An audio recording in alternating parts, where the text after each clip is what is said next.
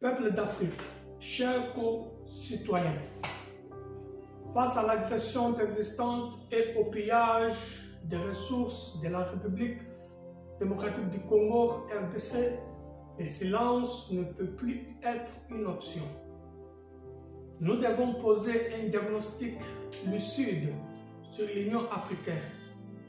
UIA, elle est devenue une coquille vide, un syndicat de chefs d'État déconnecté de la sécurité des peuples.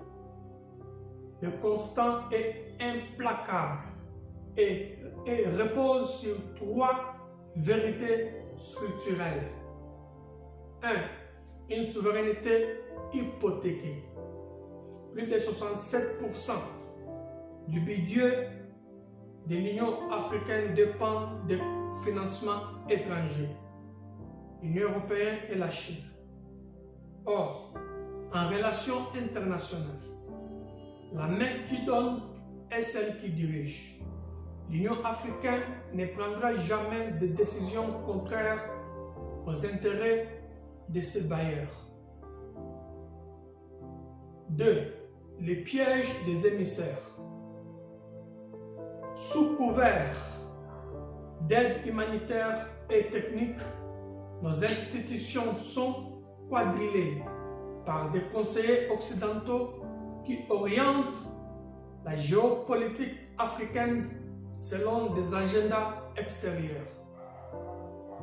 3. Une présidence illusoire.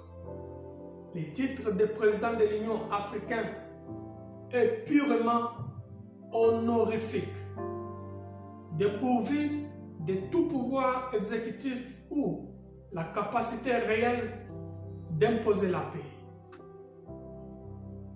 La faillite du multilatéralisme en République démocratique du Congo. Pour fuir ses responsabilités en République démocratique du Congo, l'Union africaine s'est déchargée derrière le principe de subsidiarité, exposant les continents à l'échec des acteurs régionaux et internationaux.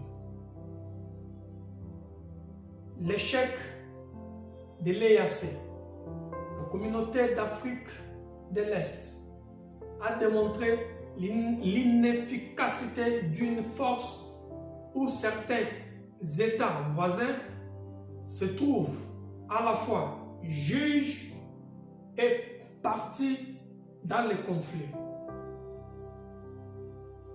Limite de la SADC. Malgré la solidarité de la mission SAMI DRC, les efforts restent freinés par le manque de coordination globale et la passivité complice d'Addis Abeba. La faillite de l'ONU. Après 25 ans de présence stérile, la MONUSCO incarne l'incapacité absolue du multilatéralisme mondial à imposer la paix. J'appelle à la conscience africaine. Peuple d'Afrique, l'Union africaine ne sera jamais la solution tant qu'elle sera sous perfusion financière étrangère. La paix en République démocratique du Congo ne se négociera pas dans des salons diplomatiques, financés par l'Europe ou l'Asie.